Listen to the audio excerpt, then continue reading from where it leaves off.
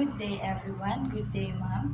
I am Janice Ferrer. My topic is all about elements of handicraft designs. Handicraft design utilize a wide range of materials, both natural and man-made, to create unique and beautiful objects, also a blend of creativity and craftsmanship, and it has a main elements. Handicrafts refer to the products that are made by hand, often using traditional skills and tools rather than being mass-produced by machines. These items are usually crafted with great care, creativity, attention to details. Forms refers to the three-dimensional aspect of a design. Think about how a base or a chair takes up space and has a particular volume. Form takes shapes into three dimensions. It's about volume and how something looks in space. Example, a sculpted wooden bird has form, it's not just a flat. Shapes are created by lines and can be geometric like squares, circles, and triangles, or organic like leaves or clouds. Shapes and visual interest and help to define space. Shapes are two-dimensional areas enclosed by lines. They can be geometric or organic. For example, a guild uses geometric shapes in each patchwork, while a ceramic vase might have a more organic, flowing shape. Space refers to the areas around and between elements in a design. Positive space is the area occupied by the elements, while negative is the areas around them. The balance of positive and negative space is important for creating a visual harmony. Space refers to both positive and negative space. Positive space is the empty area around it. The negative space can be just as important as the design itself. Creating a balanced and visual breathing room. For example, think of the space between the elements in a jewelry piece. Textures. Textures add visual interest and can also affect how a design feels. Textures is how something feels or look like it feels. It can be smooth, rough, bumpy, soft, and hard. For example, a knitted sweater has a different texture than a polished wooden bag. Colors can evoke emotions, create contrast, and draw attention to certain areas of a design. Understanding color theories like complementary colors, analogous colors, and color harmonies can help you create effective color schemes. Colors is a powerful element that evokes emotions and removes stress. It can be vibrant and energetic or calm and smoothing. There are three characteristics of a colors. First is the hue colors. The hue colors is the pure colors like red, blue, and green. Next is saturations, the intensity or purity of a color. Last is a value, the lightness or darkness of a color. Materials of handicraft design. This refers is the raw substance used to create the handicraft.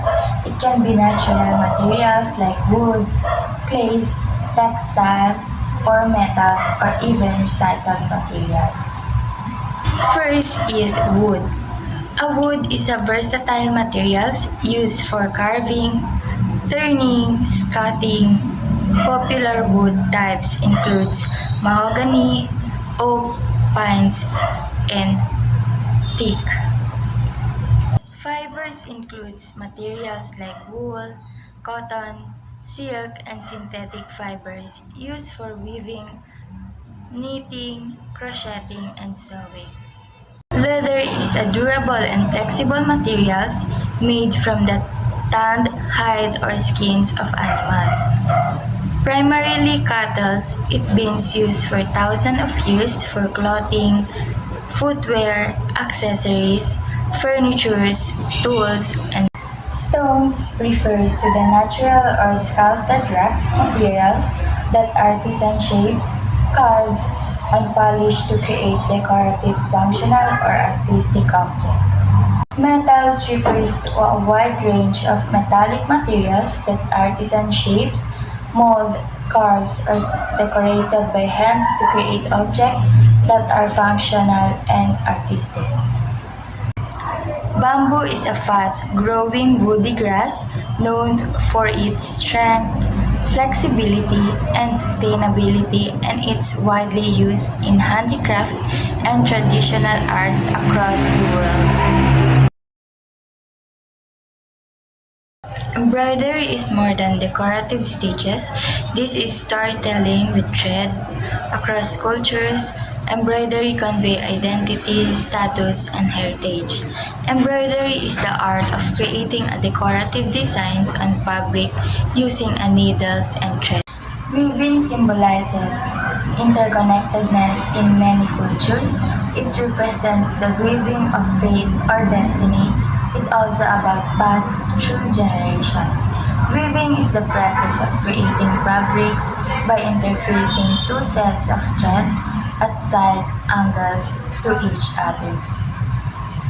Tie-dye or banik. Tie-dye or banik, these are expressions of individuality and resistance. For example, batik in Indonesia carries deep spiritual and ceremonial meaning with specific pattern reserved for certain occasion on people. Tie-dye is a technique for dyeing fabric by tying it in knots or folding it before applying dye. This creates a unique pattern of colors because the tied areas resist the dye. Beading. In many African and indigenous cultures, beads represent stories, status, and spiritual meaning. They often mark important life transitions, birth, marriage, and coming of age. Beading is the art of creating decorative designs or embellishments using beads. And last is carving. It's a spiritual process in many cultures. Wood carving is a sacred art in Polynesia, Africa, and indigenous North America, used to tell ancestral stories and express spiritual beliefs. Carving is the art of shaping or creating designs by cutting into a solid materials like wood, stones, or even foods.